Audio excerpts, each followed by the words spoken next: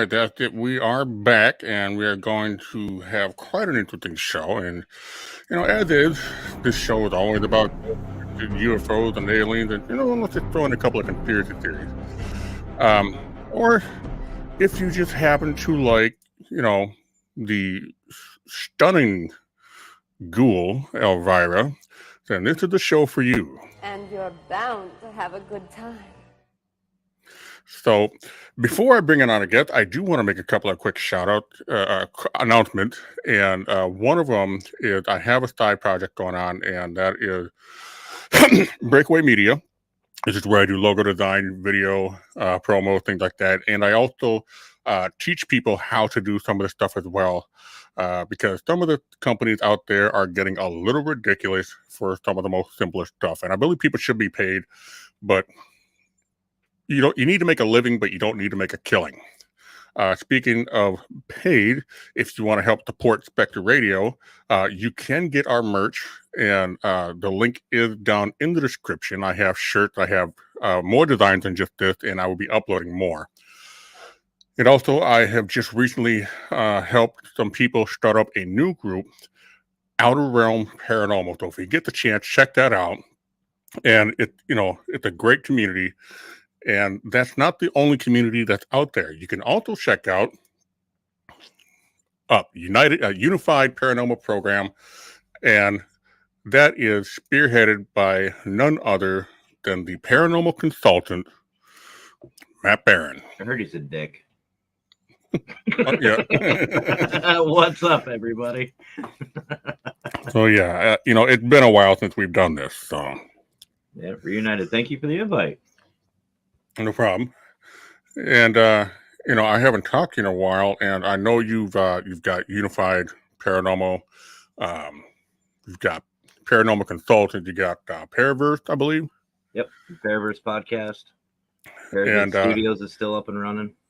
There you go. And if you want to check out, some of his stuff, his links are in the description down below. The only one that I forgot was the website, but there it is, the website. You can check him out on www.paranormalconsultant.com. And we'll go back up to this because when Matt and I get together, you never know what you're going to hear. Definitely a few ideas, that's for damn sure. Yeah, you know what? Fuck your idea. I don't have a truck to run to. Mistakes were made. Yeah, I have an idea. So first off, Minnesota Spirit Hunters, welcome to the show, and thanks for stopping by. If you get the chance, share out this video. Let more people see this weird guy on my show. Also, Neil Mao, a paranormal investigator that I have worked with, and former co-founder of Night Watch. And then we have CC. Oh yeah, there we go. CC. So thanks for stopping by. And for those of you that are watching, if you have questions or, feel free to leave a comment. The only thing I ask is no nudies, unless they're ghoulish nudies, but, I'm out. Don't get too weird because I might cut off your fingers and use them for finger painting. So, yeah. How the fuck you been? I haven't decided. It's still early. Right. No, I've been busy. I'm doing a lot. Obviously, Paraverse, brand new. Semi brand new. But just a whole new design with a lot of different things. Like you stated, the UP program. That's a whole new thing. Doing things with Global Ghost Hunt. Just been, extremely busy. And then work on top of it and family life. Just. But so, no. Yeah, go ahead. Oh, I was going to say, I am also planning the Wicked Queen, Mackenzie. We're actually planning a trip to New Orleans. We're going to go obviously see Howard Petrie. You have to see Howard. But we're going to be down there for about 5 days, 5-6 days. And we're driving. So, with a 19.5-hour drive, there's going to be some live video. Now, you're doing this because, this is part of your wedding to Mackenzie, making it finally official. Mm-hmm. So when you get to New Orleans, it might be a little bit of Oh, that's happening. Whether I'll be involved or not, I don't know yet, but that's going to happen. Well, I would hope you're involved because, New Orleans, you know where Howard got his fertility stick. Oh, I know. And that's on a list that Mackenzie has of things she wants to bring back. And I told her, I said, I have 2 rules with the fertility stick. Number 1, no touchy. Leave me out of it. And number 2, on the drive back, I'm going to strap it to her roof rack head first, literally. Head first. So that way when we're driving down the road, everybody we pass is a dick just going right by him. I mean, it's just bad enough that, people see that dick coming at him from the rear. Ooh, there's an idea. Right to the hood. Yep. Go ahead, slam on your brakes. So right up the tailpipe. No lube. Getting ideas. Yep. So, Unified Paranormal Program. Mm-hmm. Tell us a little bit about that. I mean, what is it? How can people get involved? So, for those of you who remember the P3, P3 was basically a big community to where we just got together, shared ideas, judgment-free, everything else. The thing was with the P3 is it was mainly based in just the paranormal, which is fine, but I wanted something different. I wanted something to where everybody felt like they had a role. They had something that they had to do, something they could feel really a part of, whether paranormal or not. Right. So I took a little sabbatical, the short version. I took a sabbatical and revamped everything. And the Unified Paranormal Program is open to literally everybody and anybody. You don't have to be paranormal. You can just be, you could be, I don't know, some kind of arts and crafts person. You want to be a part of it? Fine. Share your ideas, share your, evidence, share whatever. And it's just a community to where you don't have to worry about judgment. You don't have to worry about people putting you down, and you can network, kind of like what our brother Aaron's doing, Aaron Wang with Nationwide. The only difference with this is we created a YouTube channel that people can be a part of, a Discord channel to where we can talk, and we have different tier programs. So if somebody's a part of it for a certain amount of time, or they're really involved, we give them a reward of moving up. They can be a part of a streaming network. It's kind of like Parapost or or Paralinks. So you can jump on that, and which is another bonus for people. And on top of all that, the top tier, you get merch. We have a merch store set up, and people can go and buy merch, and they can literally make money. They can help support their team and their communities. So, you know it. You know it, Cece. I have a couple of phone calls I'm making about coming to Florida, and it's going to be fun. Ken Allen's on that list. The Queen, Patty Adams, is on that team. Cece, you're on that. Someone's going to need bail money. Yeah. Me. Yeah, I mean, I know that feeling because, I mean, every time somebody gets in my face and says something stupid, instead of thinking, this motherfucker, my first thought is, do I have bail money? Is it worth a felony? So, Facebook users, thanks for stopping by. I apologize for calling you Facebook user. Your name is not showing up. But if you leave your name in the comment, this way I can at least address you correctly. But yeah, so when you started Unified Paranormal, what were some of the challenges that you have faced when you first started putting all this together? I think the biggest, hey Kimmy, I think the biggest issue was the difference between P3 and the UP program. Okay. P3 had a structure to where it was Mackenzie and myself running it, and everything went through us, which is fine. But the UP program, the directors are the ones who run it. There is, your colleagues, people who are involved, people who are part of the program. They're the ones who are running it to help you out. They're the ones who oversee everything. We don't make the decisions. Mackenzie and I, we had it. We just have it. We set it up. We have it going for them. And we named a couple of directors who we trust completely to run this for us. Right. And it's basically anybody who comes in, if you have an idea of making something better, perfect. We want to hear it. We want to know about it.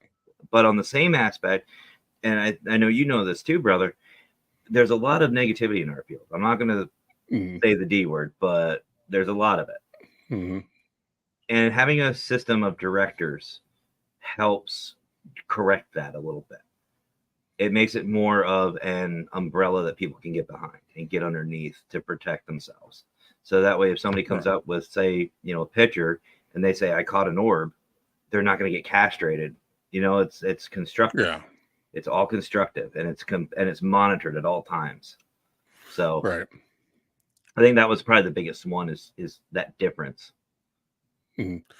So Facebook user is Jessie. I've actually started working with her in Outer Realm. People can start to expect to see some work from her because she is a film student and she got some pretty cool ideas. No kidding. Hey, Jessie. So yeah, thanks for stopping by, Jess. Oh, there it is. Now, sorry. Okay, yeah, this is Shane McLean of who I've met.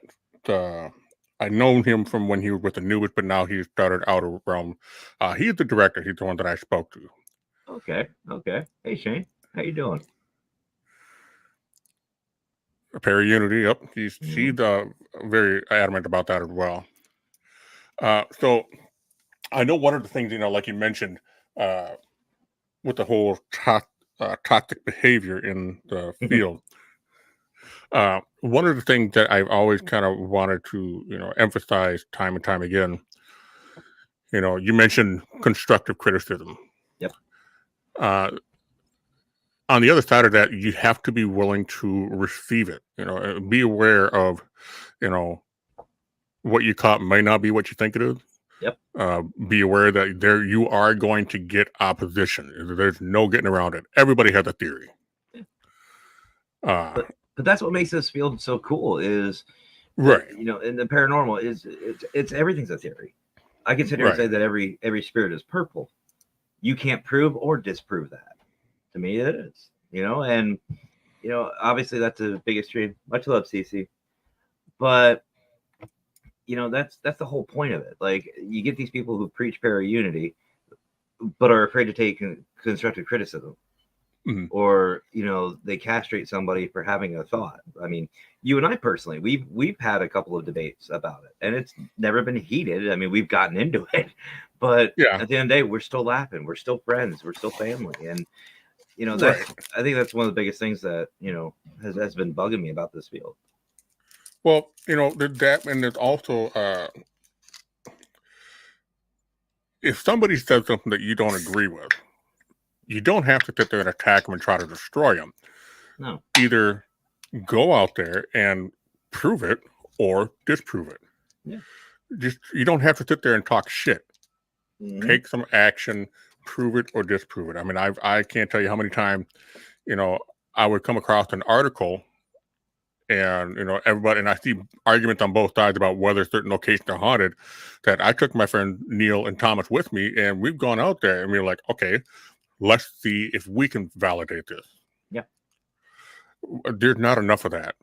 If I don't agree with you, here's why. And if you disagree with me, I'm going to get you canceled, shut down, smear you.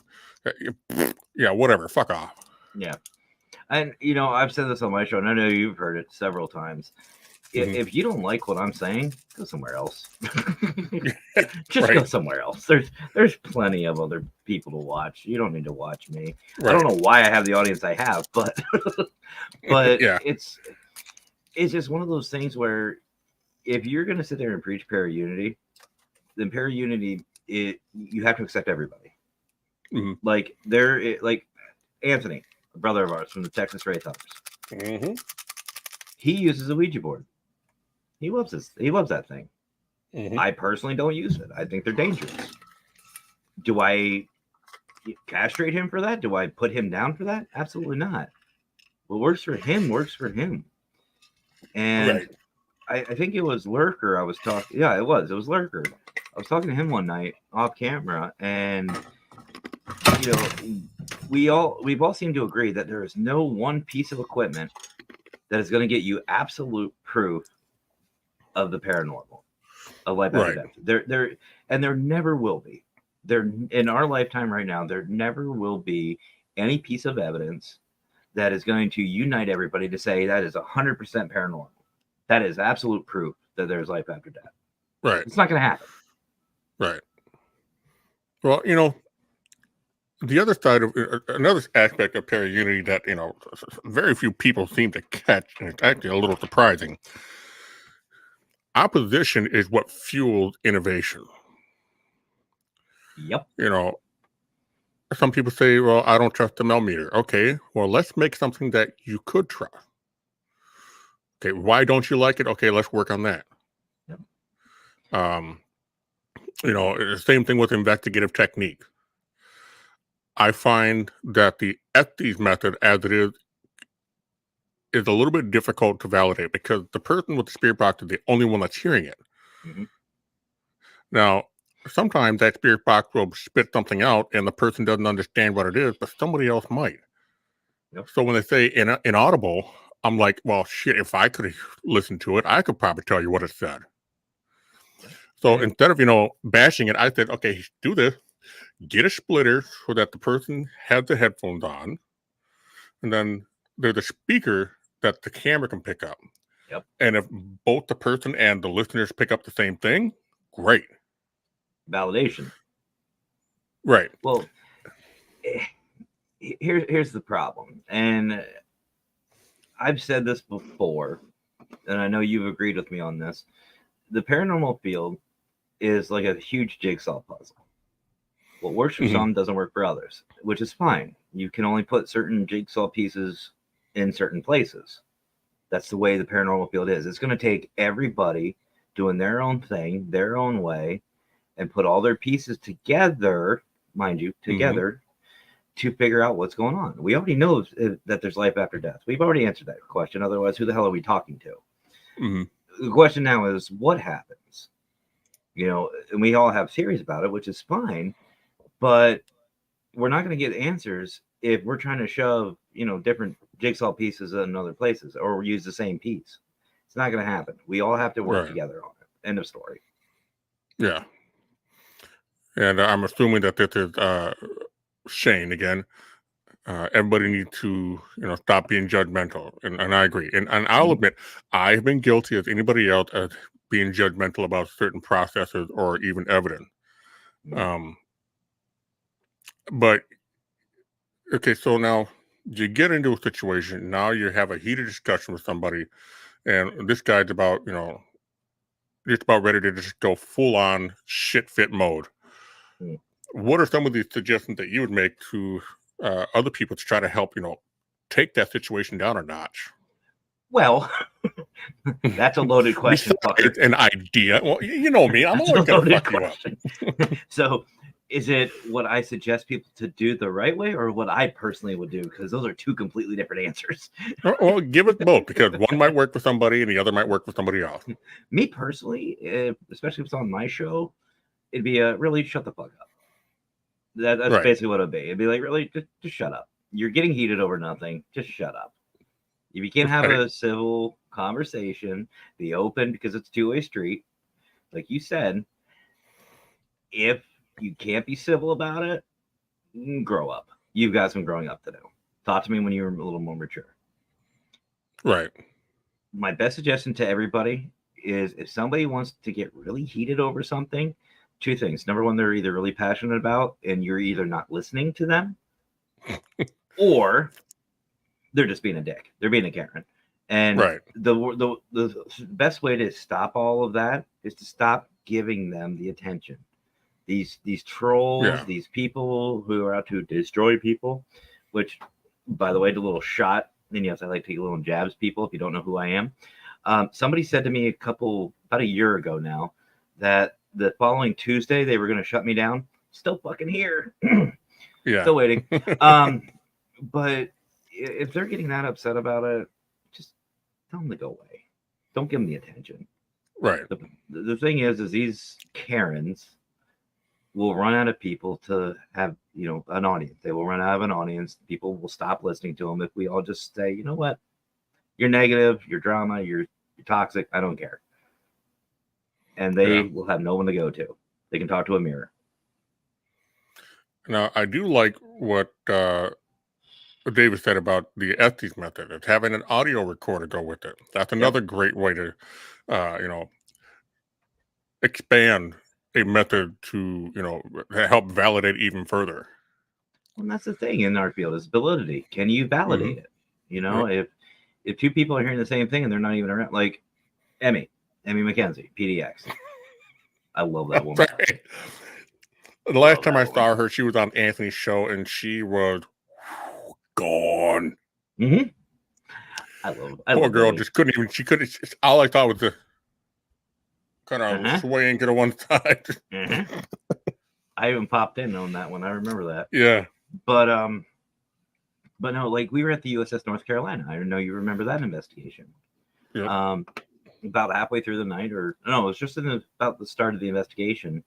I had a little situation with my stream, so I had to run back up to the main deck, and I passed by the surgical section of it, and it was a tiny little hallway. I'm just going to call it a hallway. I'm a military man. I know what the term is, but just for people at home, hallway. I was walking through, and I just happened to glance in one of the doors because they have them open with plexiglass for displays. And there was somebody standing there. And it wasn't a mannequin because a lot of these were cardboard cutouts. This was a full-on person standing there, scared the shit out of me. And I went, oh, stay there. I'll be right back. And I went, and I kept doing my thing. Probably about 2 hours later, Emmy screamed. She saw the same thing. She told somebody about it. Little did she know, a couple hours earlier, I told him the exact same thing. We didn't even plan it out. Like, I literally I went out for a cigarette, and we were out there talking, and I said, hey, just let you know, when I was at this place in time, I had this happened to me. And 2 hours later, she told the same person. And he goes, huh, how weird. Matt said the same thing a couple hours ago. So that's validation.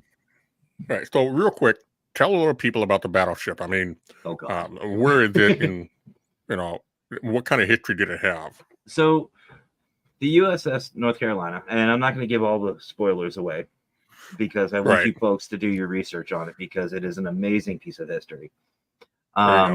It is definitely haunted. I will say that. I had a partial bodied apparition. It is obviously in North Carolina. Jonathan Myers from Crossover Paranormal Society Cops. We had the privilege to meet him and Emmy and Patty Adams and a couple others. And I know Fedora, Scott Morton from WASP went down, him and his team. And it's an amazing and awe-inspiring ship. And I know I've been on a lot of ships. I've even when I was a kid, I had connections with the Navy. I've been on battleships, which is cool.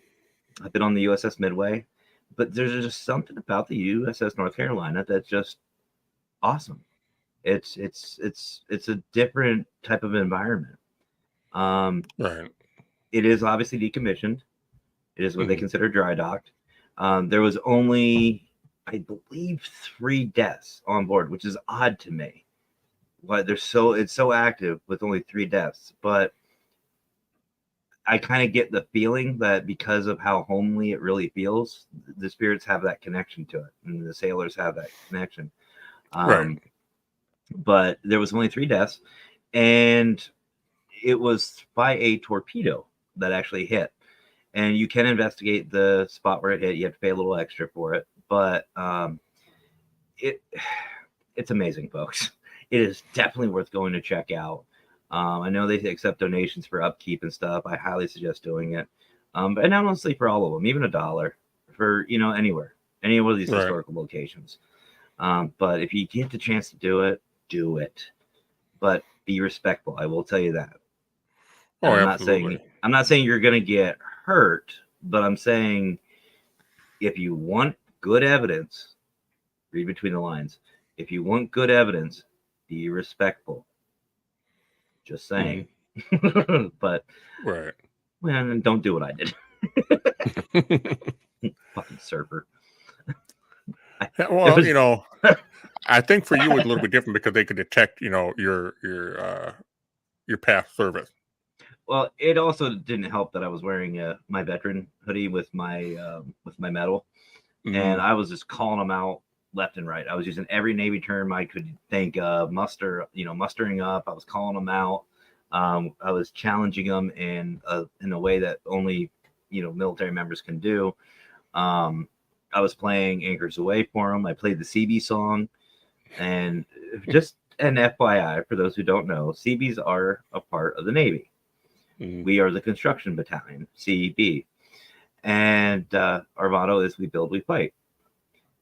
Fleet Navy, the guys in the big gray floaty things don't like us too much. I made my presence very well known that I was a CB, and got some good reactions out of it. It was really cool, but it's all camaraderie. So yeah, Jess, she's in New York. Just wondering how you feel about investigating in New York. Have you been there yet? I've been to New York. It hasn't been since 9/11, sadly. I've been meaning to take a trip up there to pay my respects. But honestly, with the amount of history that New York has, anywhere there would be stunning. And it would be a great investigation. And honestly, anywhere. What a lot of people think that I think they forget is it's not just a written history of a location. Like Gettysburg. Gettysburg probably was still haunted because there was Native Americans there. You know, there's a lot going on in these locations and this land that people forget. It's not just what was written down, and you can't tell me that every second of every day was written down and recorded. There are some things that were missed. Right. So, yeah, New York, let's go. Well, I'll definitely get Victor there. Get Don Vic there. Scare the crap out of that poor guy. I can't wait. But you know, I totally know what you're talking about because there's actually a lot of places in Minnesota. Before I get into that, just to kind of give a quick history rundown, for those of you who actually do your research and actually look at some of the shit they did in the 1800s, you know this is like probably one of the most awful things that could happen. But in the 1800s, there was this sick trend where if they built a new house or, you know, if they knew where a burial mound was, they would dig that mound up and take the bones and put them on display in their house like it was some sort of trophy. And they would just build their homes or whatever right on top of it.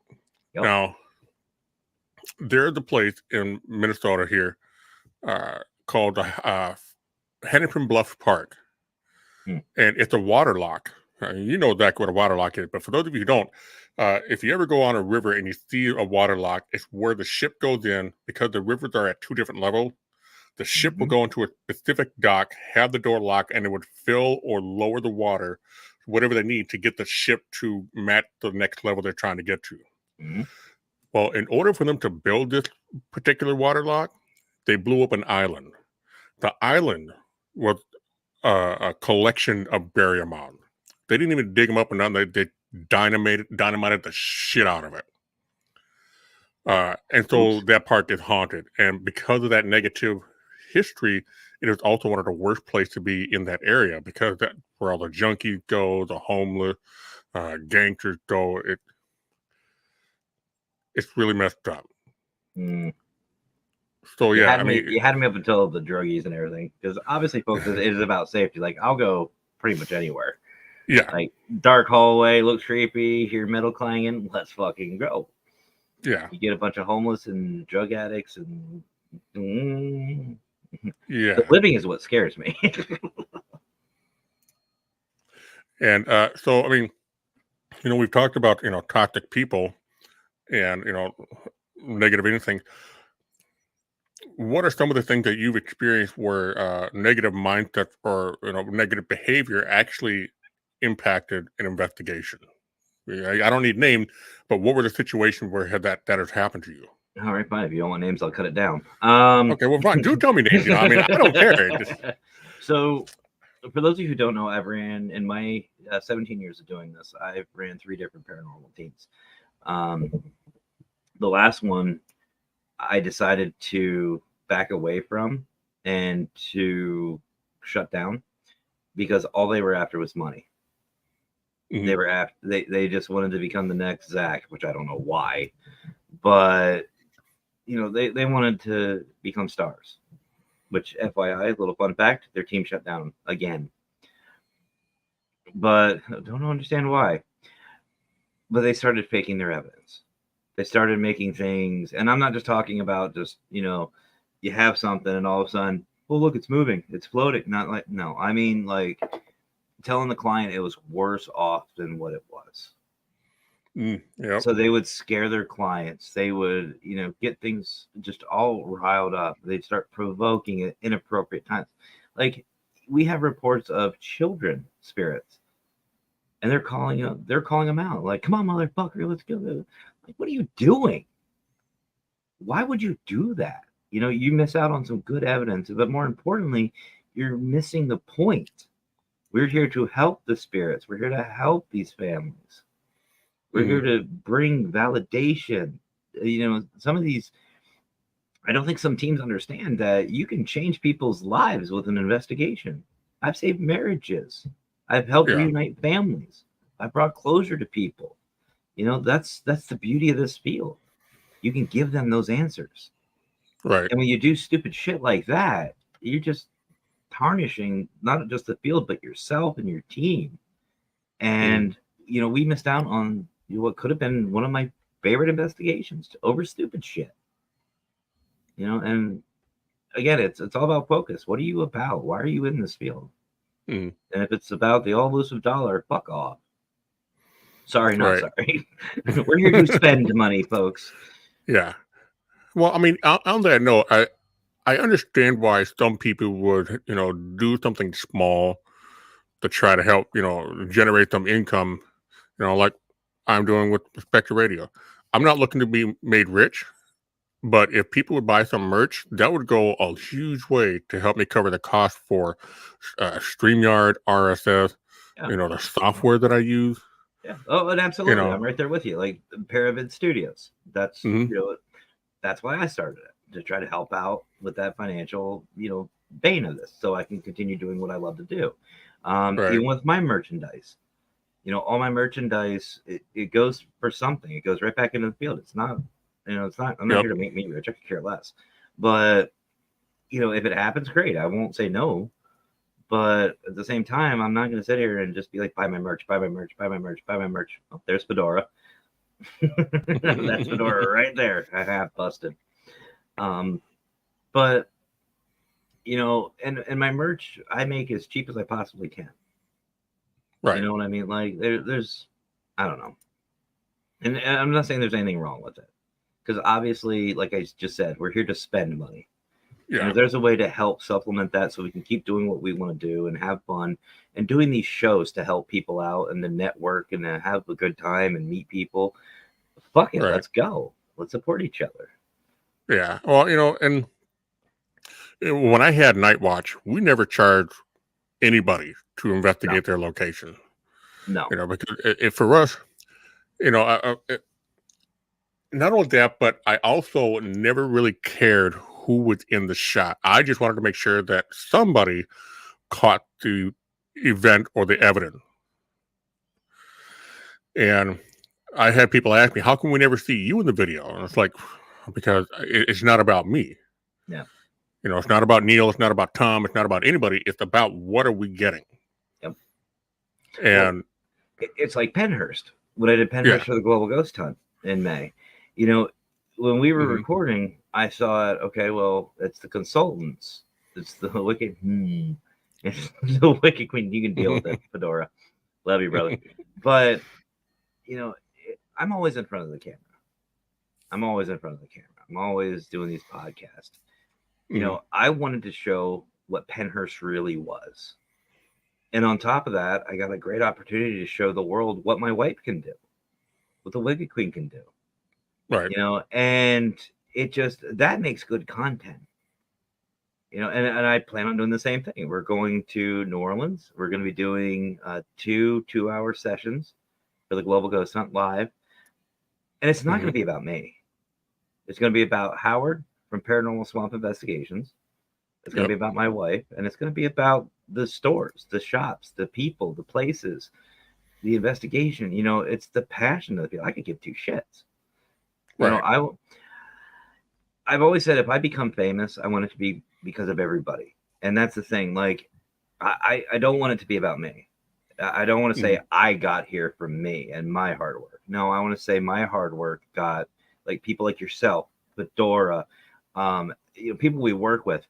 All of us come up together. If I have 1 million followers, I want you to have 1 million followers. Right. And that's the way it should be.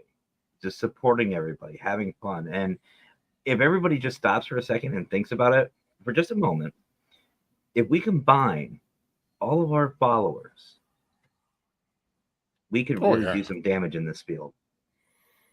We can get teams who are hiding, and I know they are because they feel like they're not good enough. They get on one of our shows, and automatically 1 million people know who they are. That is a blessing on its own. I don't care who Allah, Muhammad, God, I don't give a shit who you want to say blessing comes from. A tree. I don't give a fuck. But the fact is we can do it together. It's not about money. If it happens, great. But I mean, I think the biggest issue, I've always said the biggest issue is ego. No, the biggest issue is money in our field. It's a piece of fucking paper, folks.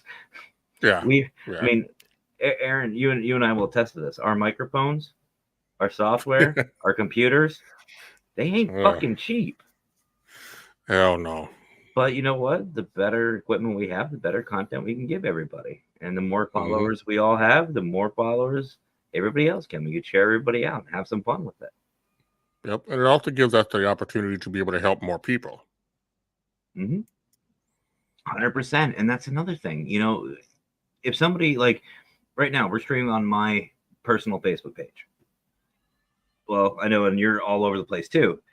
But if somebody who doesn't know the paranormal, somebody just sees it, they've had some weird stuff happening at their house, they want answers, they'll hear it, they'll see it, they'll say, oh, wait, so I'm not insane. There is something going on here. I need to get proof of this. And they'll reach out, and they'll contact, and they'll network. So, I mean, that's, I can't say it enough. I'm going to go, where's my vape? Yeah. No, I agree. You and Shane have the same idea. Shane's mindset is if I grow, we grow. And that's definitely the right idea. Neil is talking about the Dustin Family Massacre site. Okay. That was a weird place. And real quick, it's an area out in the middle of nowhere. It's around central Minnesota. And in the 1800s, as the European settlers and industrialists and all that moved westward, they called it the Great Land Grab. Okay. It should have been called the land theft. That never happened in American history. Yeah. And, one of the things that people fail to understand is that not every settler that came to America were really aware of where the land was coming from. They were just given the deed. And so this family, the Dustin family, was on their way out to their site, and they were ambushed by, I think it's like 4 or 5 Indians. The whole family was massacred except for one little girl who hid beneath the seat in the wagon. And, she watched her brothers get speared and scalped. She watched her family members get burned alive and things like that. And the whole family had their own plot in the cemetery. But they marked the spot at the memorial with a stone. And then eventually the place was bought out for farmland. So they picked up the stone and moved it several hundred feet. So that's the history of the place. When I was out there with Neil and Tom, we were getting some of the most unnatural growls and grunt coming through the SB7. Not voices, not words. Just, and it was coming through the spirit box. At first, I thought there was actually something around us, so I'm shining my light in the cornfields, in the water area that was next to it. Nothing, and it was all coming through the spirit box. No shit. Yeah, super weird place. I really like what Neil says too about the new places to investigate. Mm-hmm. You know, and here's the other thing too. If done correctly, that one, yeah. If done correctly, when you go to these places, like earlier, Cece was here. She was talking about coming to Florida. Mm-hmm. When you go to these places and you meet the people that you've been chatting with, it's not a hi, how are you? It's like, get your ass over here, give me huggies. Yeah. You know, or unless you're meeting Scotty, then he'll just hump your leg. But well, yeah. It's actually not as bad as what you think. Wear pants, wear waders. I don't care. You might want to wear waders, but it's not as bad as you think. It doesn't take them long, which is odd. But but it's like meeting family. Like I know when you and I meet face to face, it ain't gonna be no handshake. It's gonna be come here, big boy. Yeah, as long as the hands are above the waist, I'm good. No promises. Crocodile Dundee. Yeah. but no, and it's like Scott. If Scott's still here, every time I see Scott, it's like a family reunion. You know, and it's the same way with his team, with Wasp. You know, I see them, like Leaffoot, Heather, and all them. I just give me a hug. Well, you can't really hug Lee. He's more of a handshaker. You can try to hug Lee, but it might not work out too well for you physically. But no, then that's the whole point of it. You know, you can go to these places, and it's not like you're investigating somewhere new and unknown. You've got somebody right there, like New Orleans. You know, I've never been. Mackenzie's never been. We're going there with Howard. Howard's been there a lot. So, you know, it's really cool. It's really cool that the time we live to network with, and you know, the people we can meet. So it's good. It's awesome. Yeah, you know, that was the one thing that I'd always hoped to do with Night Watch, but you know, one member moved way up north, you know, and Neil, he's in the audience, you know, and I always wish him the very best in, you know, his success and his pursuit for happiness. But I am thinking about starting another team. Yeah. And I've already got a few locations in mind that I want to hit up. But yeah, I've always wanted to network with other investigators because sometimes they may have something, gather a piece of evidence that could be the missing piece in my investigation. 100%. You know, and honestly, I shouldn't even call it my investigation. It's the area that I have been investigating, but haven't been able to get all the pieces to. Yeah. And you know, I've heard a lot of people, you know, when they hear about me wanting to start a team, I don't have any equipment. I don't care if you have equipment or not. You can use some of mine. I want to know, how serious are you about this? You got 3 to 4 pieces right here. You got at least 4. Digital camera, digital video camera, voice recorder, and a flashlight. Yep. There you have 4 pieces. You have more than what most have. Yeah. You know, and so, and because I've had people come out with me, and clearly they just were not there. They just wanted to try to get that one YouTube viral moment that they could be a part of, and good luck. You know, whatever. And I'm still waiting for mine. Yeah, I have so many videos that I never even released. Only because, you know, again, you and I always talk about this. Yes, numbers are nice, but the quality got to be there. The commitment got to be there. I mean, it's got to be something that we can honestly put our stamp on it and be like, okay, this is what we got. This is what we're proud of. And by all means, good luck disproving it. If you can, more power to you. You have my respect.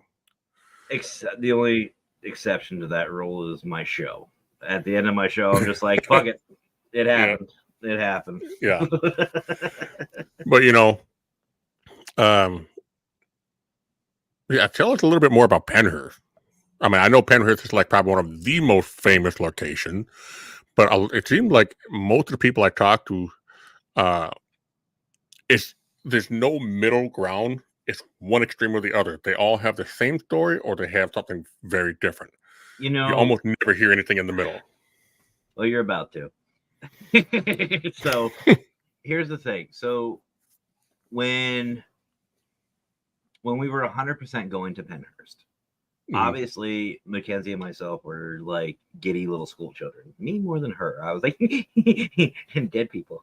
But we were all excited about it because we got to meet Chrissy, Scotty, and a couple others, and we were happy. We were excited about this. Right. And when we rolled up to the location, you just knew right away where you were at. I mean, it's not scary or intimidating. It's more like you better be respectful. Imposing. And I have to always give a shout out to Caden and Autumn. They were our tour guides that night. And they did our tour, which I did a live video on, which guys, go check it out because these two are phenomenal. They know their shit. And this is going to be on your Paranormal Consultant YouTube? Yep, it's on YouTube. It's on Facebook. It's all over. But I will tell you guys this. I went in, like probably most of you, thinking Penhurst, big bad, dark energy, scratch bite, getting attacked. Let's fucking go. Sleeves rolled up. Right. After listening to them, my whole mentality changed. Have people gotten attacked there? Absolutely. Yeah, they've gotten attacked there. But not for the reason why you think. Oh, it's Abyss Paranormal. You guys, you want to see some good investigating? No bullshit. Check out Abyss. They are Paranormal. Freaking amazing. Amazing team. They killed it in a Global Ghost Hunt in May. Yes, I'm going to keep shouting you out. So, but it really changed my whole perspective on things. The reason why people are getting scratched is because that's the spirits trying to communicate. When they were alive, they had a mental disability. A lot of them were nonverbal. Yeah. So they would scratch, they would pinch, they would bite. They were trying to get your attention. And you want to kind of put it as to get you guys in the right mindset. Think of the patients at Penhurst. Now, mind you, this was a nursing school. This wasn't an asylum like they think. It was a nursing school. A lot of the patients there, or residents, think they were treated like Auschwitz. And I don't want to go to that far of an extreme, but that's the closest thing that I can think of. Right. Because you're talking cramped spaces, terrible hygiene, not really experimented on, just kind of go away. We're going to push you to the side. There's stories of them standing in hallways, freezing hallways, naked, waiting for a bath. And it wasn't just a nice little spa scrub down. No, it was throw you in the tub, wash you down real quick, throw you out. Yep. And it was just go, go, go. And they got treated like this. So it was torture for these people. And I mean, there's even a story about a kid arriving on a train, just dumped right off. And once you start thinking like that, it changes your investigation style. Like I went in thinking I'm going to get attacked. I'm going to be pinned up against the wall. Let's fucking go. Yeah. But once I heard the stories about everything, Mackenzie and I looked at each other and we just went, we can't investigate like that. We can't. We can't go in boorish and, aggressive. So Mackenzie, I didn't even tell her to. She took the reins on it. And she was very understanding, very polite with them. She wanted to play games with them and treated them like people. And we got some really good evidence. I mean, it even was to the point where we were joking about TikTok. I don't know if you guys absolutely, they were neglected. I don't know if you've seen the guy on TikTok who does like the dinosaur. He's always the dinosaur. He goes rawr about things. Yeah, yeah. We found a stuffed animal. I thought it was a turtle at first, and I was ragging on none other than Raymond. I was ragging on him about his stuffed fucking animals from Baz. Yep. And we noticed it was a dinosaur. And I don't know what possessed me to do this, no pun intended. But I went, I'm TikTok trendy. Rawr. And we were just wandering the halls of Penrith, just going, rawr. Do you know rawr? Can you say rawr? Do you know what TikTok is? You know, and we were doing stuff like that just to have fun. And we got some good evidence. And I'd love to go back. And, you know, it's a different feeling. It's really cool. Right. Well, you know, that was the one thing that I've always, you know, felt when you're investigating a place where the people that died had severe mental problems or physical disabilities, and you know, the harshness of life back then. I agree. You have to take a completely different approach in how you investigate. 100%. Because, you know, one example, you know, Neil was here when this happened. We found a cemetery that was for the children and young adults that were abandoned in the 1800s. Now, originally they were dumped off at a state hospital down in Faribault, which is in southern Minnesota. And then when they built a new hospital in Cambridge, more toward the northern central Minnesota, they took all the kids that were physically or mentally disabled and orphaned and moved them up there. Now, while they were in Faribault, half of the kids were deaf or had some sort of physical mental disability, and they went to the State Academy for the Deaf, which I went there. And we got there, we're talking to them, nothing. Couldn't get anything to happen. But then I remembered the whole State Academy connection, and I started talking to them in sign language, and I told them that I was a student at that school too. Now, every time we go there, they're hitting our equipment. But that night, they wouldn't leave our equipment alone. And so with mental patients, not only do you have to think, you know, try to be more kind to them, but you also have to be very careful because there are patients who weren't aware that they were violent and unruly. It was just all they knew. And if you start a fight with them, they're going to be just as crazy in the spirit form as they were in the natural. Absolutely. And that's scary. Well, and like I did get scratched at Penhurst, which I'm proud to say. It was towards the end of the night, and Mackenzie and I, we were driving back home because we're obviously in Pennsylvania. We're in central PA. It's about a 3.5 hour drive, so we didn't want to stay until 2 a.m. because that was going to be a long freaking day. Right. So we went back to our base, and we were asking everybody, "Hey, where's Scotty at?" We already said goodbyes to pretty much everybody. It's like, "Where's Scotty?" And they're like, "Oh, well, he's down in the lower level here." And I'm like, "All right, well, I'm gonna go say goodbye to him." And Mackenzie said, "I'm just gonna stay up here." I said, "Okay." I said, "Do you want me to tell him bye?" And she goes, "Well, I don't care." That's her way, by the way, folks, of saying yes. So I went down, and I saw him. He was in this back room, and this was on video. I didn't have my phone out at the time because obviously I was just going to say goodbye. He was live streaming. And I go walking up and I said, "Hey, brother, we're going to get going." He goes, "Oh, okay." And we start chatting on his live stream. And all of a sudden I felt something burn really bad. And I was like, "The fuck?" I was like, "Uh-oh." I was like, "Scotty?" And he goes, "What?" And I go, "I think I just got scratched." So immediately, by the way, folks, if you don't know, this is a good practice to do. I put my hands up like this, showing the camera, not touching myself anywhere. And I'll just say I was on my neck so I can show you. Took my pinkies, grabbed, showed I was just grabbing just the clothes, and I showed him. Sure as shit, I got scratched. Right. He had it on video. So I took my hands away, grabbed my phone, started recording.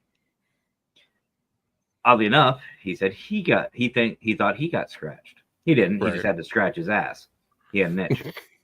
But while we were down there, we started getting stuff. We started getting footsteps. We started hearing shuffling. We started hearing just a bunch of different things. We started seeing shadows that just weren't where they're supposed to be. And I started to investigate because that's what I fucking do. And this is all recorded, by the way, guys. You can see this. As I'm recording and asking questions, and Scotty and I are going back and forth between our questions, Mackenzie comes down. And she goes, "Are you fucking investigating down here without me?" I was like, "But I got scratched." She goes, "You bitch." I went, but I got scratched. I don't fucking care. 100% unscripted. That's how my wife is. But no, and that's the thing. Like, you don't act negatively. You Right. don't. You know, I mean, there's times where I've been choked before and I'm just like, ooh, harder. You know, it's just one of those things. You don't give them the more negative energy. Don't get upset with it. Yeah. You know, I mean, pretend you're a sadist and say, do it harder. I don't know. And that's what I do. But you know, Penhurst was unique. It's probably, out of all the places I've been, it's probably one of my top. It's probably top 5. Right. Now, with your investigation that you've done over the years, and I know I've asked you this question, you know, when I had Specter Radio running the first time, but we have some new listeners. So, what has been the one paranormal? I'm not so much as your worst paranormal experience, because if I say that, then people are thinking, what was the most violent one? And it doesn't have to be that. But what was the one investigation that you did that made you think, you know what, maybe I probably shouldn't do this? So before I answer that, let me just say there is another word that gets passed around the paranormal field a lot, thanks to somebody who likes to rip their shirt off on camera and run around and say everything's demonic. Yeah. I've ran into at least 2 guaranteed, maybe a third true demonic. Right. And I would probably say the first one I ran into was probably the absolute worst. It had all the signs. It had all the signals. It had all the pieces spit beautifully. Right. You couldn't ask. Steven Spielberg couldn't do any better. Right. And I was cocky. I'm not going to lie. I was cocky about it. And my mindset was, I'm going to make sure if it is this, I want proof. Mm-hmm. Oops. Consultant bit off a little more than what he thought. I walked into that investigation that night, and remember those waiters from earlier? Yeah, they were filled, and it wasn't with that. It was with something else. It was brown and slushy. Right. It was not a good thing. And again, that's where I was humbled, because you have to know your limits. But I'd probably say that first one, just no. That I wouldn't wish that on my worst enemies. Right. You know, and honestly, if dipshit is running into him, if he runs into an actual one, that I want to see. Oh, for sure. Because boy who car-eyed wolf, wolf's got bigger fangs, bitch. Yep. But yeah, that's probably as far as the worst. No, hands down. Well, you know, I remember when I first watched the Ghost Adventure documentary, I was thinking, oh, cool, this could be like a really cool thing. You know, Goldfield, known ghost haunted town because of its history. Yep. And so much of it is still the original building material from when it was first operational. Mm-hmm. You know, but yeah, then I remember the first time I saw him take off his shirt and try to be the anti-bully dude. And I was like, are you fucking kidding me? What the fuck are you going to do to a ghost, buddy? He's already dead. You know? And go ahead. I just, and then, So the first time he did that, I'm like, I was like, oh gosh, whatever. And then I saw him do it again, and I was like, oh, please don't let this be a thing. Now it's like every other episode. Let's go. And I'm like, please, if there really is a ghost there, just kick his ass for me one time, just one time. I think that's Hang him upside down. Yes, something. And for me, where I really lost it was when they did the Cosmopolitan Hotel in San Diego and the Casa de Estudio. The reason why is I personally investigated the Cosmopolitan Hotel 2 weeks prior, and my San Diego team was always around the Casa de Estudio. Always. Like, we were going out literally almost every night for almost 2-3 years. And I'm telling you right now, there is nothing malicious in the Cosmopolitan Hotel. Well, maybe now, but yeah. I mean, when we were there, I caught some of my best evidence I've ever caught in my life at that place. And I'll tell you what, he sat there and says that, he brought in a mariachi band and there's a Hispanic spirit there. Bullshit. There is a white gentleman named John. He is amazing. He's a great guy. He loves the staff. He loves the people. He just is chilling, doing his thing. Like, he'll hang out with you. He's just one of the guys. And when he brought in a mariachi band, have you ever seen Airplane? The old movie, Leslie Nielsen? Or not, Yep. They all do the face. Yeah. We all did that. We're like, oh, are you fucking kidding me? So, yeah. No, bad. He's bad. And I still say, I will out investigate that motherfucker anytime, any place, anywhere with a flashlight. Let's fucking go. Bring his whole camera crew. Go for it. Give me a flashlight. I'll do a better investigation. Yeah. Yeah. I know a lot of people out there, especially the women, are probably going to get mad at me for saying this, but I've actually, anytime I hear people doing that, I say, oh, they got the douchebagging syndrome. He's got the micro. Yeah. And, I remember the first time they got into a lot of trouble because Aaron Goodwin, who was almost fired from the show for doing this, openly admitted that when they couldn't get evidence, the network told them to make evidence. Yep. And for me, that's just so fucked up because now they completely throw the credibility of the paranormal field into question. And, I've actually been in that situation. I was offered a TV spot. My team out in San Diego, we were offered. And I told them no, because that's what they wanted us to do. I said, listen, you wanted me for a reason. We were doing it my way. And I still hold true to that. Now, am I against, if we catch something like you say, hey, there's Jonathan. Talking about him earlier. His ears must have been ringing. What's up, brother? But we're just telling everybody about the North Carolina. Yep. But I'm all for it. If you say, hey, can you give me a sign of your presence? You go, yeah, let's have some fun with it. You know what I mean? Like, you can get ambitious.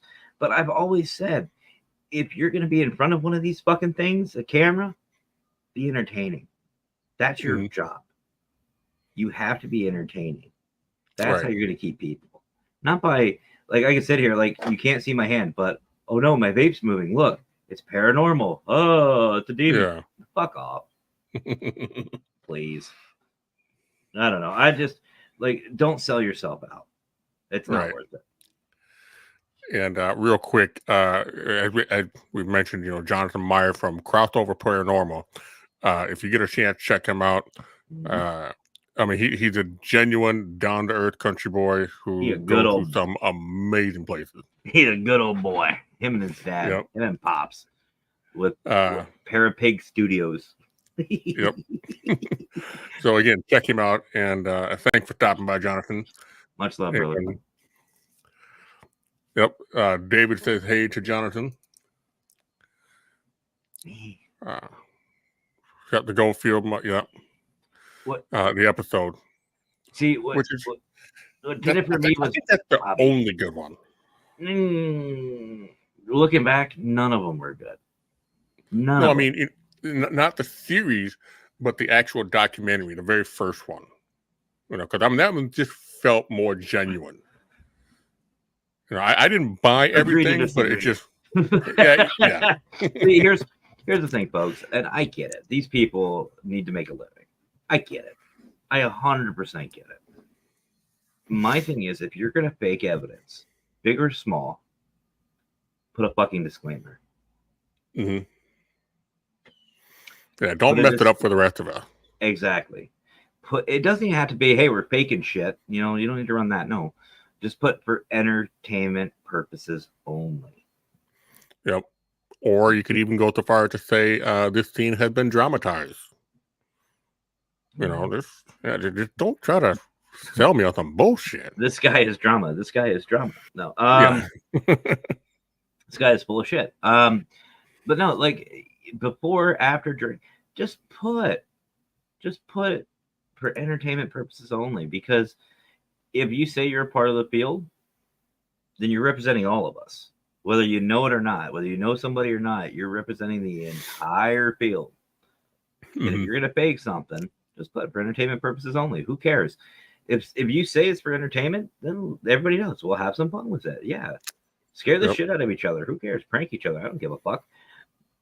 But don't say I do that. I do that on almost every investigation. Poor Thomas, his blood pressure must have been through the roof. Well, it's just like Baz. I'm the same way during an investigation. I'll bring somebody. Hell, we had Moe's. It's I don't know if you guys have them. It's like an American Mexican restaurant. I had Moe's before. Probably, actually. It was like a Chipotle or well, anyway. Yeah. I had some spicy ass queso. That shit was hot. Mm-hmm. I knew what was gonna happen, and I saved every bit of it for Benhurst. Well, you didn't hear in a lot of the videos. Much love, bullshit. But but the echoes and the acoustics. Yeah. You know what I mean? Like that was fun. We had some fun with it. It's okay, but you don't say it's evidence. Oh, and guess what? I saw. Hey. Yep. We were just talking shit about you a little bit ago, Emmy. Wee woo, wee woo. Love you.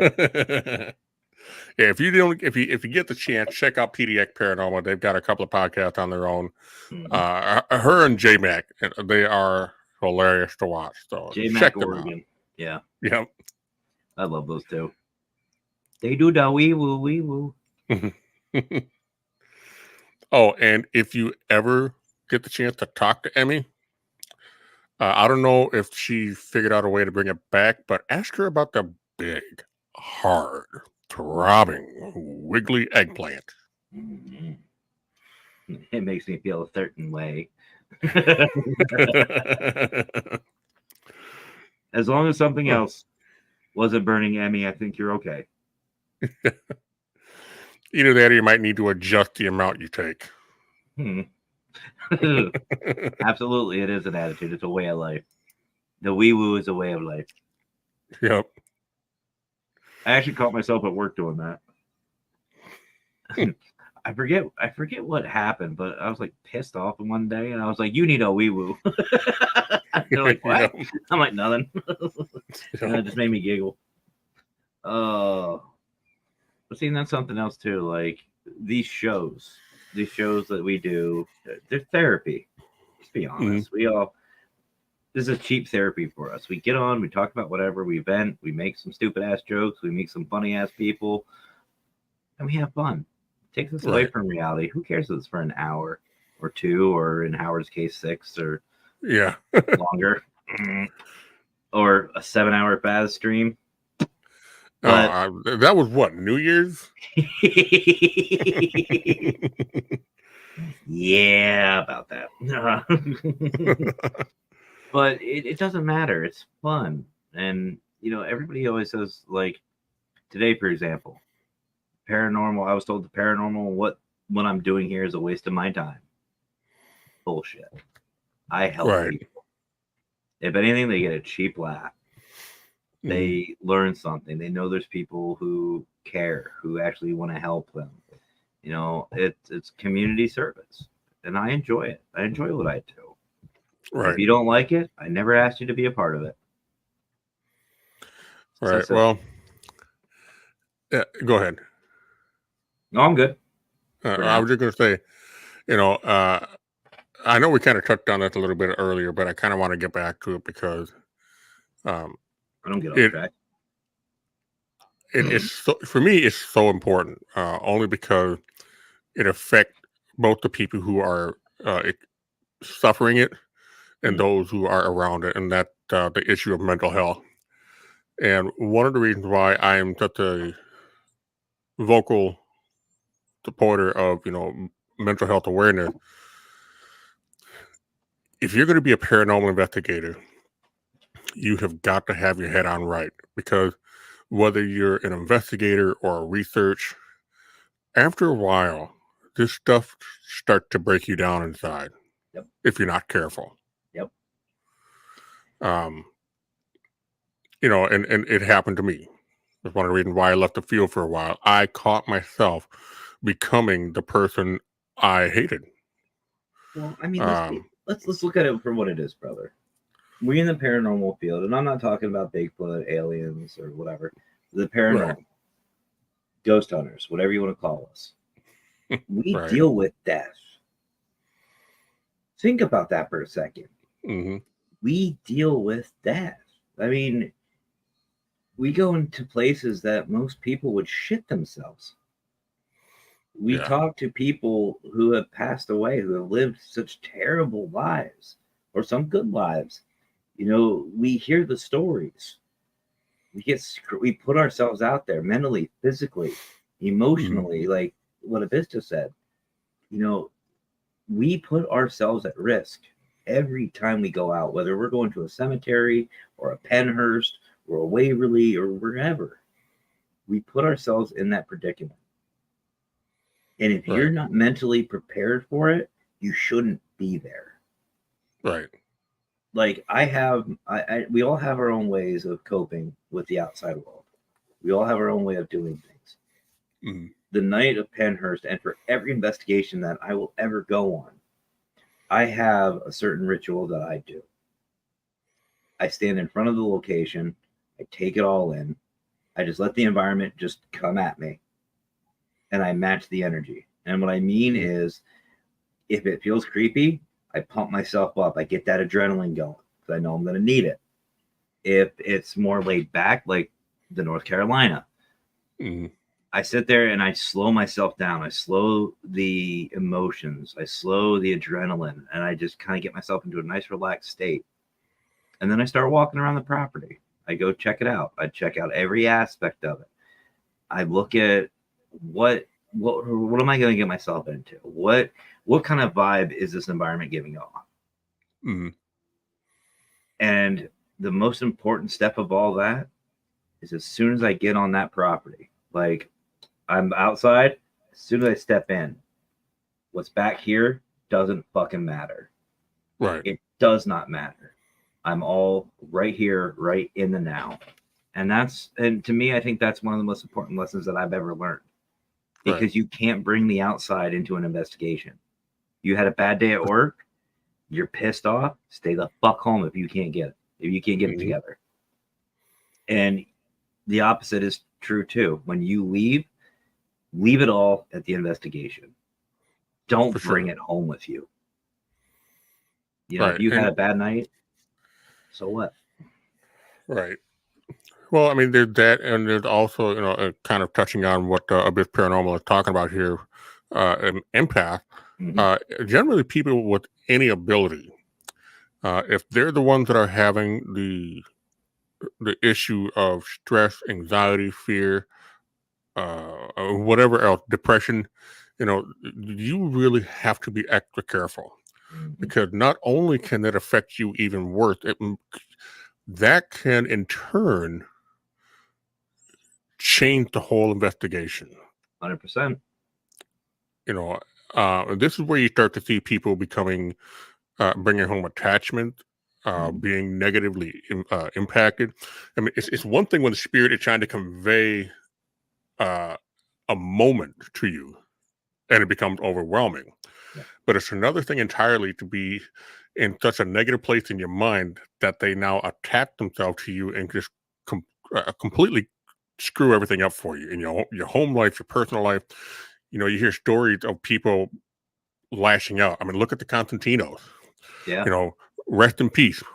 That is such a tragic situation. That's probably one of the most recent and well-known cases where mental health plays such a huge role as a paranormal investigator.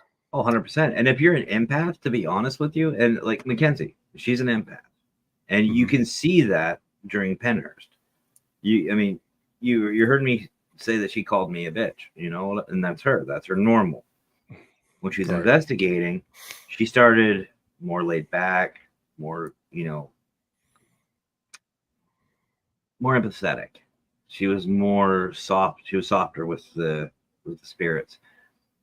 I highly suggest to everybody that's an empath, if you start feeling any sort of way that it does not make you comfortable, get off property.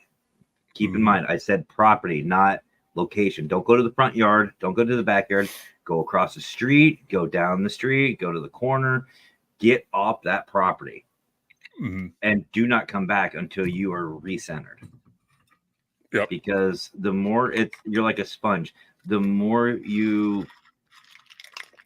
you're around that, the more you're exposed to it, the more you will bring it in. You have to keep yourself in check. And I mean, even the mediums or anybody who has any type of gift, same exact way.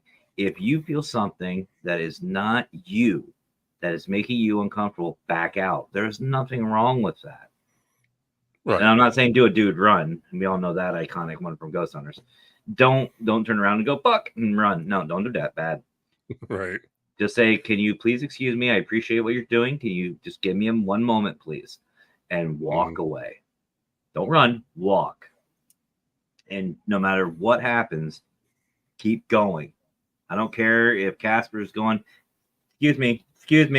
No. Keep going. Don't stop until you're off property. Well, I so agree with the running part. When I had night watch, that was actually one of the rules: no running. And that just not only is it to not induce a state of panic in your mind or in the whole situation, but it's a safety concern, because the last thing you want to do would be hauling ass across the cemetery in pitch black because you got freaked out. You're either going to mess up a headstone or join some of them folks if you crack your head right. I was going to say, I think the headstones would win. But but no, there's only one way you should be running is you gotta shit. Yeah. If it's playing, peekaboo, no. Yeah, taking the Browns to the Super Bowl. Yeah, no. Unless you just want to drop a squat right there, have at it. I ain't gonna lie, I pissed on a couple of trees in the cemetery. I've apologized for it, but I'm just like, sorry. And I said, don't judge me cold. Yeah, at least you go on the edge of it. Oh yeah. No, 100 always. He don't say you need a shower. No. Say no, don't do that. Don't do that. But yeah, so I mean, when it comes to mental health, for those of you that are listening or will be listening or watching, we apologize profusely. I mean. But seriously, I know that for years there's been a lot of stigma about seeing therapists, about seeing counselors, but in this day and age, especially as a paranormal investigator, because so much of what we do can be so profoundly overwhelming, do see somebody. At minimum, reach out to any of us. Right. And if you're not comfortable with a therapist, find somebody in your community. Yeah. I mean, I'm sure one of us will listen to you. I mean, we're all a little crazy over here, but we can relate. No, we haven't really hung out that much, but a little. What the fuck are you on? Right. But yeah, so Moo. Did you see that one, brother? Did you know about that? which one? What Abyss is talking about? Do you know about that? No, the one below it. Oh, this The one? last. Do you know about that story? Oh, yep. Emmy told about that, yeah. Fuck. Yeah, I wish I could see that video. I mean, I think it's still up. Emmy, if you're still yeah. here, is it on yours or is it on the Paranormal Queens? I think it's on one of the YouTube channels. It's either the G Teams or PDX's. But Okay. that's the funniest shit in the world. I mean, that. Yeah, I mean, Yeah. oh, I will say my favorite scene, and I know we've kind of talked about this earlier, but my favorite scene with Zach Baggin is the bloodthirsty bat removal. Jesus Christ. That is gold. And if you haven't seen it, people, what it is I think they were at Ashmore.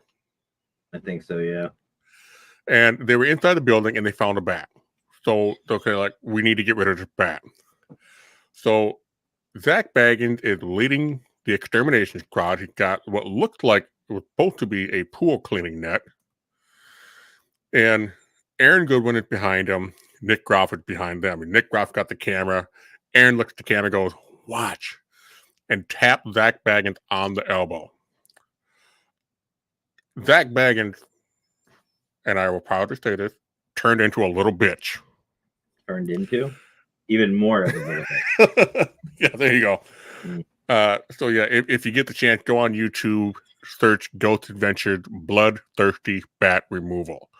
You will not be disappointed. It might upset some of you ladies because they just go to show that Zach Baggins is not the badass he makes himself out to be. But for the rest of us, it is gold.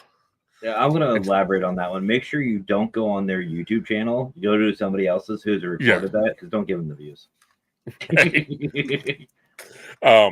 Sorry, not sorry.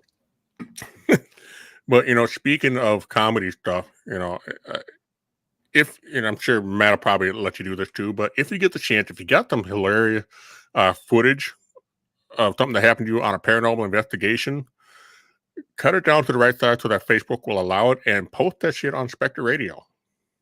Absolutely. Unified Paranormal Program's open to anybody. Yep. And, let's get some good laughs. Let's just, show that it's always shit and giggles until someone giggles and shit. Then it's just fucking hilarious. But, yep. Or you even, come on, even better, come on the show. The Paraverse, not to shameless plug, but the Paraverse podcast, it's honestly open to everybody. Doesn't matter paranormal or not. You want to come on? Let's go. Just let me know. Yep. I'll have anybody on. I don't give a shit. But okay, Emmy's thing is on the G team. Yeah. Yeah.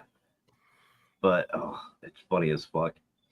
But no, and that's the thing, like the main thing in our field is to have fun. Mm-hmm. As an absolute, I couldn't tell you how many fucking pranks I've pulled on team members. I don't dare pull one on the Wicked Queen for my own physical safety. Well, yeah, you still gotta sleep with her.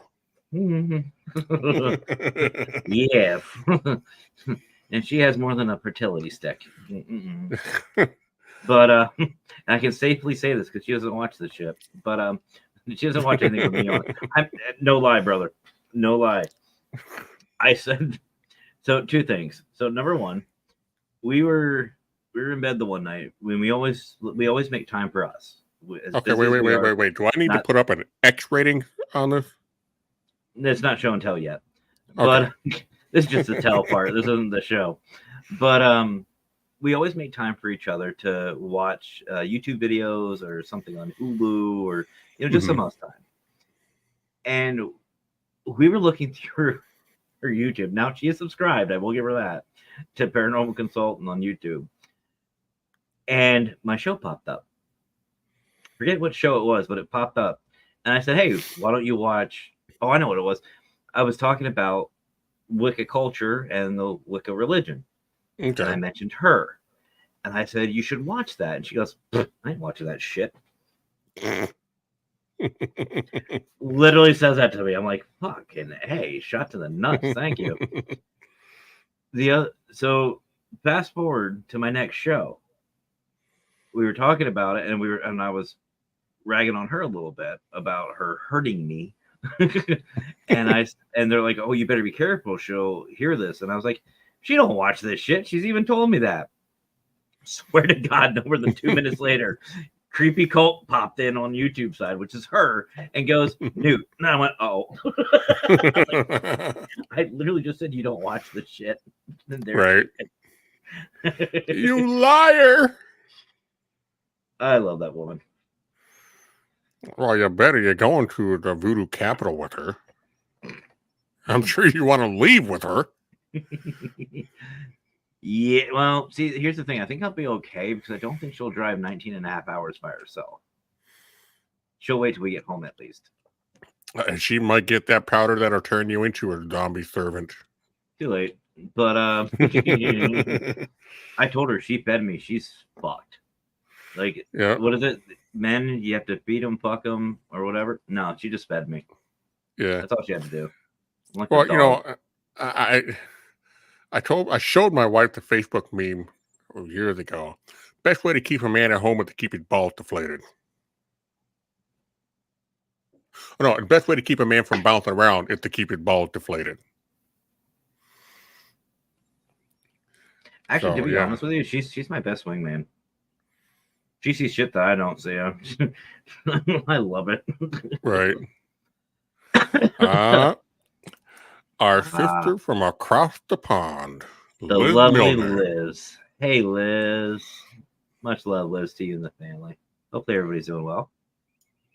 But yeah, it's honestly, folks, it's all about having fun and having fun together and supporting one another and enjoying what you do. That's simple. That's simple. If anything else comes up out of it, great. If it doesn't, fuck it. You still had fun. Who cares? Yeah. Well, we're just at about the hour and a half mark. How you feeling? I got a piss, but other than that, I'm good. All right. Well, tell you what. I will play my question video and let people take a quick break. And if the show is going when you get back, don't worry about it. You do what you got to do. And we'll just take a real quick break, let people get a drink, piss, whatever. Fair enough. All right. So talk to everybody in just a moment.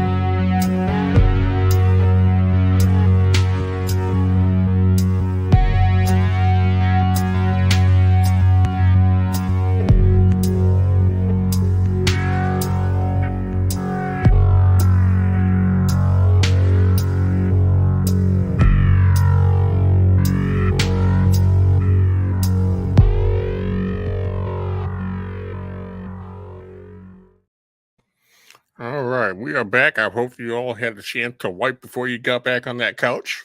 Fuck, I'll be right back.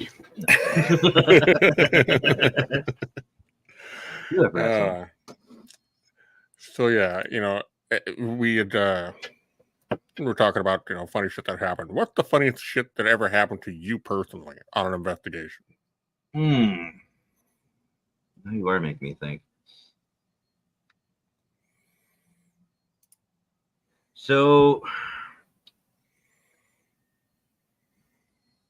I think that in hindsight it was funny. But for those who follow me for a while now, thank you. Why? But I have a thing with dolls. I'm not afraid of them by any stretch of the imagination. But during an investigation, fuck that shit. Leave them alone. Mm-hmm. And here's why. So I was investigating a home here in Central PA, and a family was having some pretty serious issues.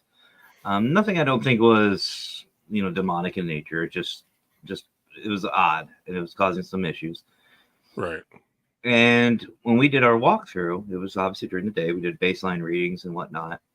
We were allowed in every room except the one daughter's room, and that's only because she was doing her schoolwork. So we respected the wishes of that, and we did get a chance to talk to the daughter about a couple of things, asked her the usual questions, but we still didn't go into her room. She came out to the living room to talk with us.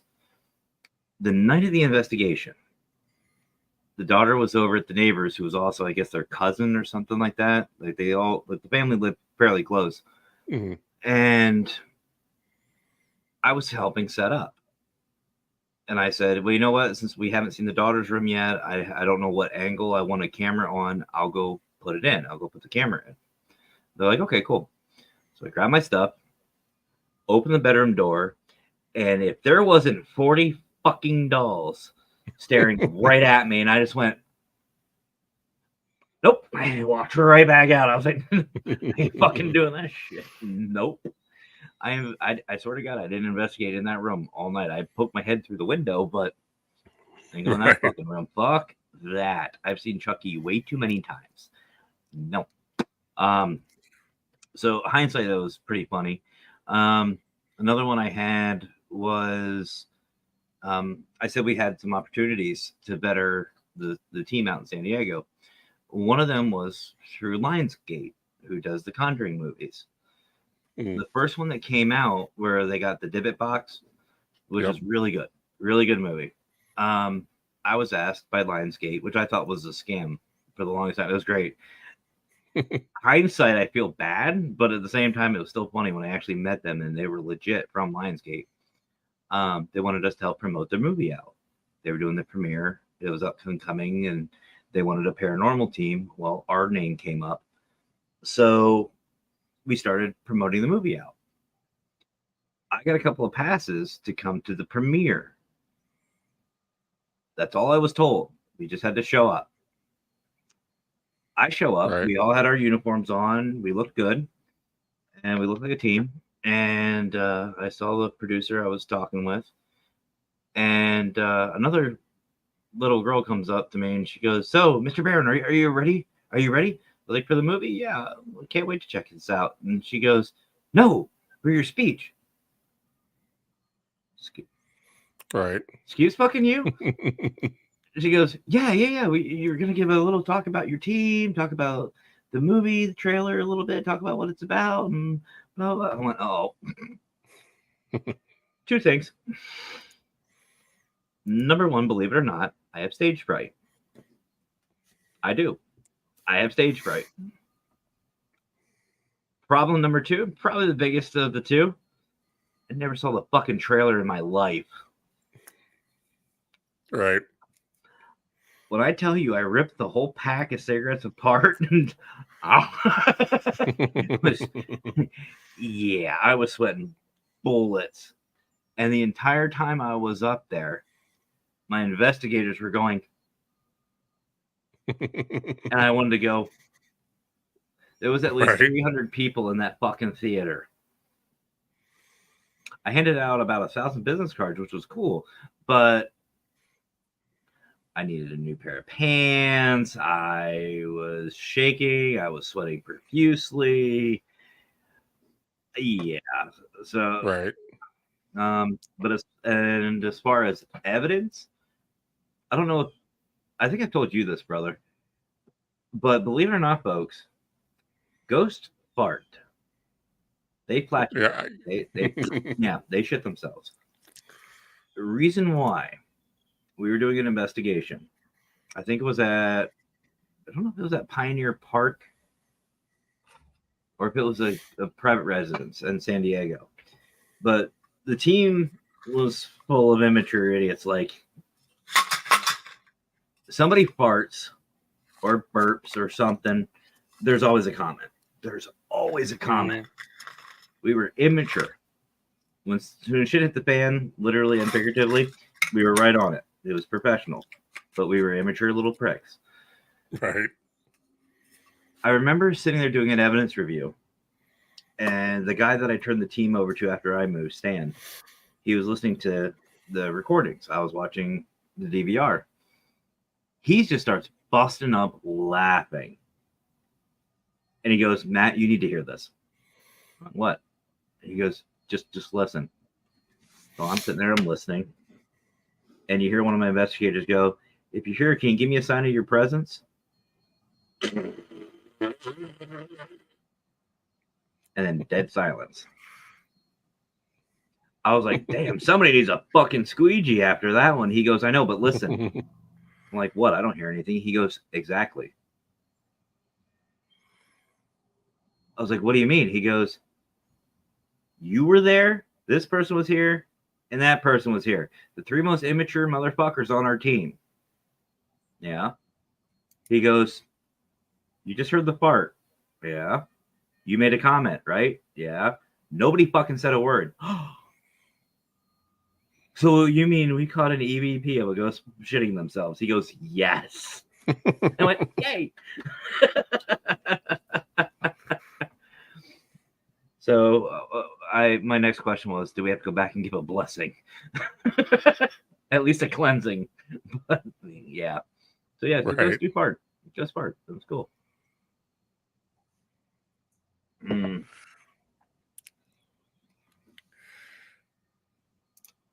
I remember the funniest thing for me, and I don't know if Lisa Marie is watching, but I was investigating a cemetery with her, and I was setting up an XLS camera.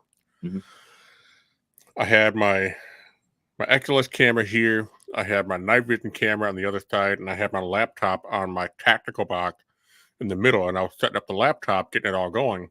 And at first, the laptop just made this awful screech, and I was like, what the fuck is this? And I'm like, well, I think I better put it away. Probably something wrong, got some dust in it, whatever. And I turned to my right, and now my night vision camera, which is pointed forward, it has turned and looked right at me. I was like, okay, they're putting this shit out of here, or wrap this sucker up. I am out of here. And everybody's like, why are you leaving? And I was like, you didn't have a camera to turn itself on you, did you? And I put all my equipment in the back of the truck, and I just came back in with just my EMF and camera. I was like, fuck that. I ain't fucking with nothing else tonight. I've always said, and to this day it still holds true, if I get pinned up against a wall, lifted up, or stuck on a ceiling fan and I'm spinning around, don't fucking help me record that shit. Not only is it going to be funny as fuck, but what more deniable proof? You get a fat ass that's levitating off the fucking ground, going, don't help, don't help. Just leave it go. It'll happen. Yeah, I've told Tom the same thing. If a ghost starts to mount you like it does in Scary Movie, I'm going to record that, right? Hands just straight down. I can just see it now. You're in an investigation. You're walking with somebody, and you just see them just get pants. It's just. Yep. Hello, TikTok. Yep. Oh shit. And you can bet your ass that my night vision will be on, because I don't care if it happens in the dark. That shit's going up on YouTube. I just had a weird image. We all know Uh-oh. Scotty. Here we go. Oh yeah, Scotty, the infamous Scotty Wilson from the Paranormal Jackass. Great guy. Not Paranormal Jackass. Well, he has a list, but great guy. Love that. He's my brother. I love him to death. We mentioned earlier he likes to hump. God forbid when he passes, I want to see that on an SLS. You're going to see that figure go from one dry hump to another on every person in that crew. Exactly. You just imagine just, oh, there's Scotty. Yep. Do you feel something? Yeah, it's cold on my leg. Oh, now it's wet. Yep. Why are they so sticky all of a sudden? Oh, shit. I love Scotty. Actually, fun fact. I said before, my wife, she's the Wicked Queen. She doesn't do hugs or anything like that. Mm-hmm. Emmy got a hug out of her, which I was surprised. When I met Scotty for the first time, which actually I think I have proof. I might be able to show it. Yep, you do have a video. I remember that. I do have a video. So let's see if I can find it, folks. So Scotty ran at me and did what I'm going to show you guys.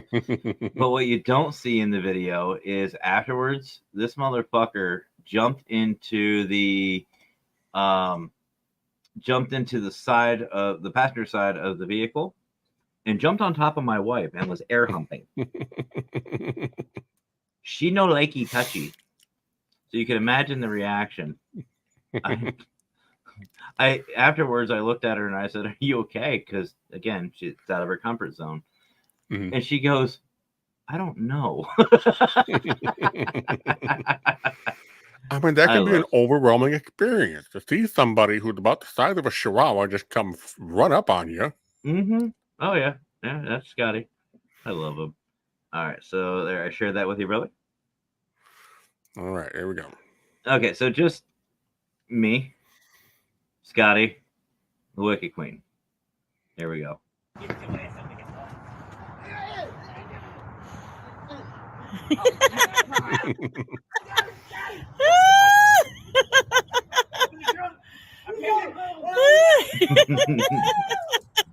Hey, Scotty, imagine I had my dog Sticks that runs a Specter. Would you like to go? Now wait for it. There he goes. So let me just say, I ducked down because he said he was going to hump my leg. I put my arms down to try to block him. Instead, he jumped. So my natural reaction went from this to this. So he got my belly button. I bet those little belly links weren't too happy. So I don't know if you guys heard it, but I said, "I'm putting you in the fucking trunk." And I started going around the side of the car and went by Mackenzie, and I said, "I'm taking him home with me. He's going in the trunk."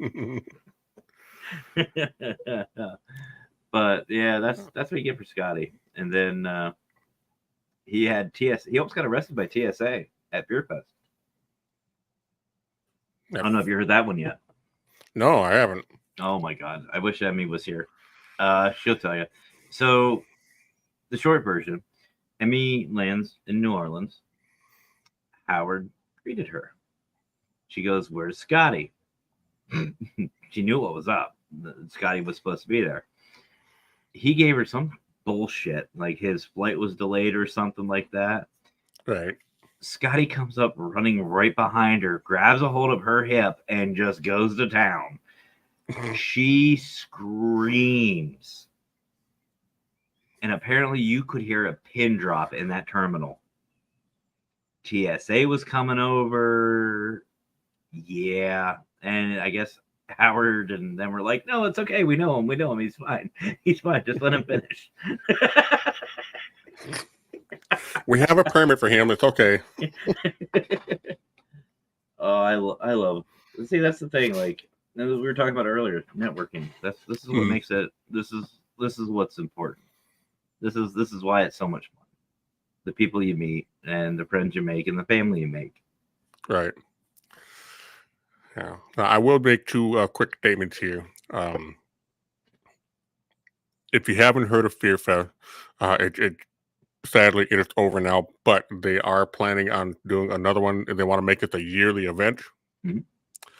So if you get the chance, look them up and keep your eyes on them. Because from what I understand, this year's Fear Fest was a success. It was fantastic. Everybody, a lot of people have showed up. They had live music. Of course, you're also in historic downtown New Orleans. I mean, even if there wasn't a paranormal venue going on there, it is one place you do not want to, miss out on. So Yeah. check out Fear Fest, New Orleans, every year. The other one is Global Ghost Hunt. Um, this is a chance for you to get yourself out there. Um, show your evidence, show your investigative style, meet new people. Mhm. And I believe globalghosthunt.com is still up. Yes, globalghosthunt.com. So yeah, go check them out, sign up, register. They're doing this twice a year, once in spring and once in fall. May Now the and fall October. one, yep, the one that's coming up for October is the 19th to the 29th, I believe. Yep, 8 days. Yep. So yeah, again, globalghosthunt.com, check them out.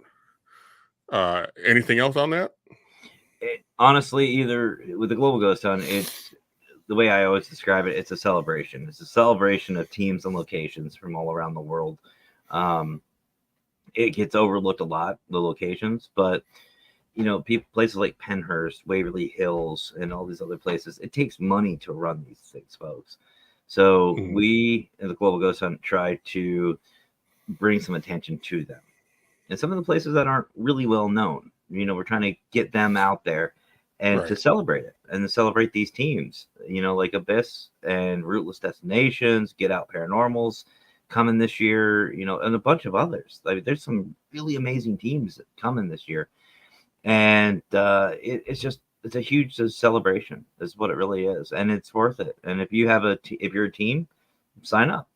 If you have a location, sign up. If you are a team that doesn't have a location, still sign up. We will help you. We will help as much as we can to get these places. And what I'm really looking forward to this year, amongst the many other amazing locations, is you obviously know about the Clown Motel, the infamous Clown Motel. Mm-hmm.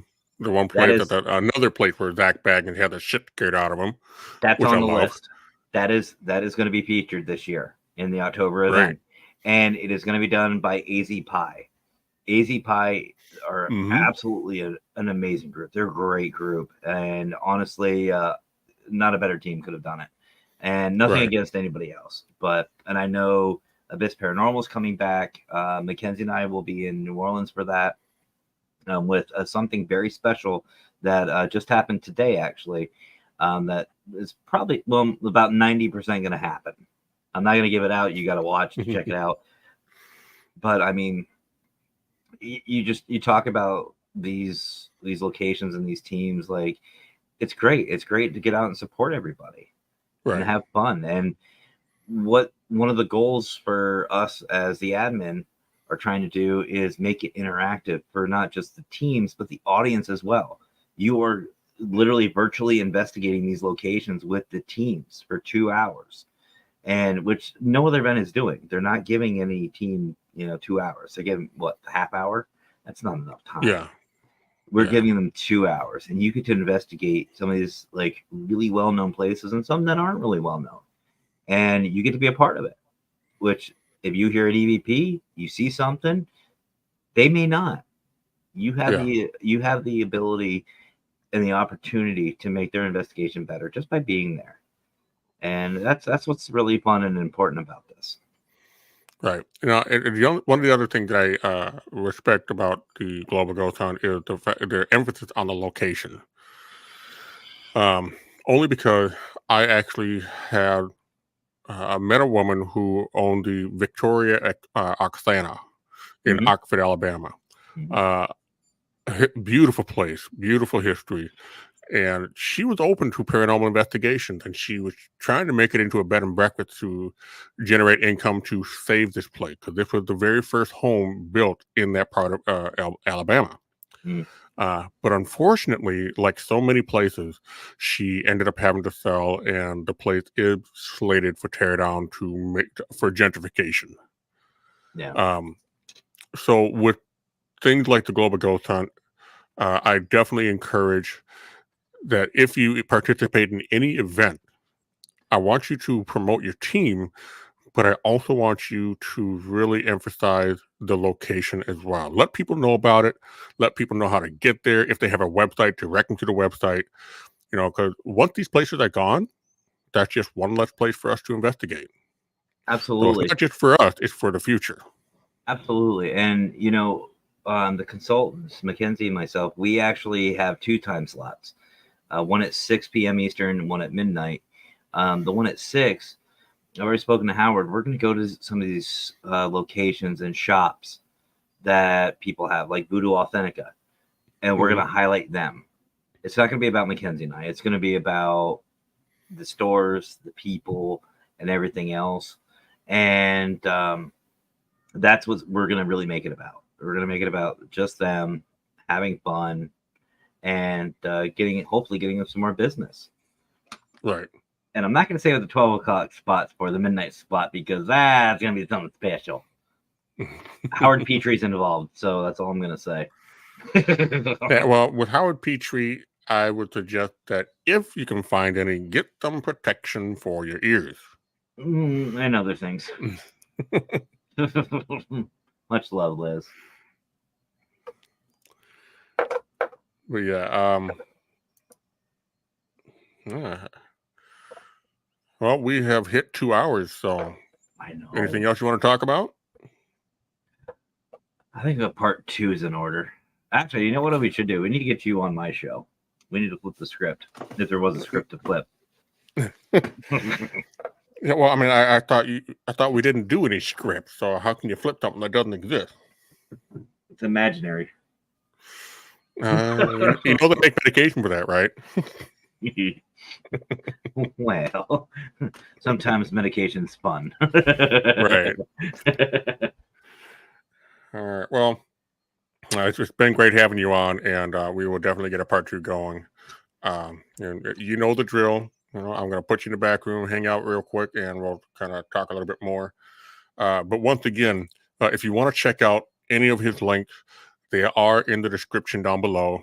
And also, don't forget paranormalconsultant.com. That's his website.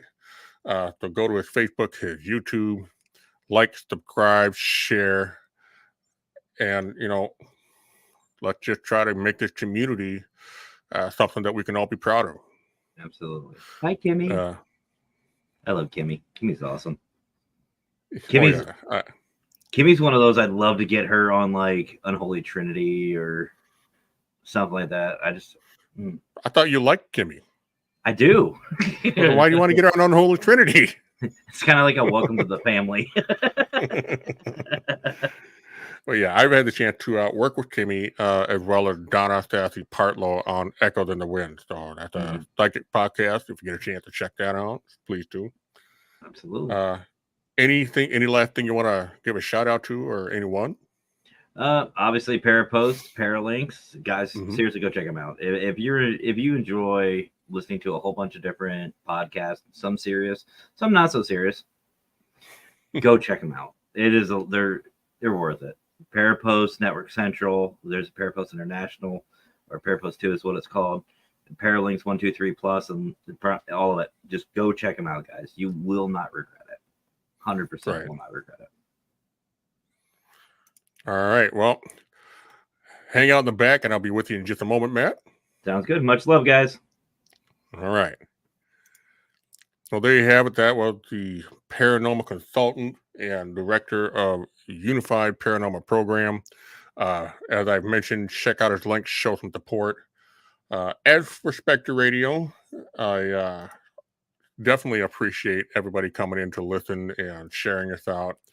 And as I always say, be smart, be safe, and be kind to one another, because you never know, your one act of kindness might change somebody's life. And as always, stay spooky.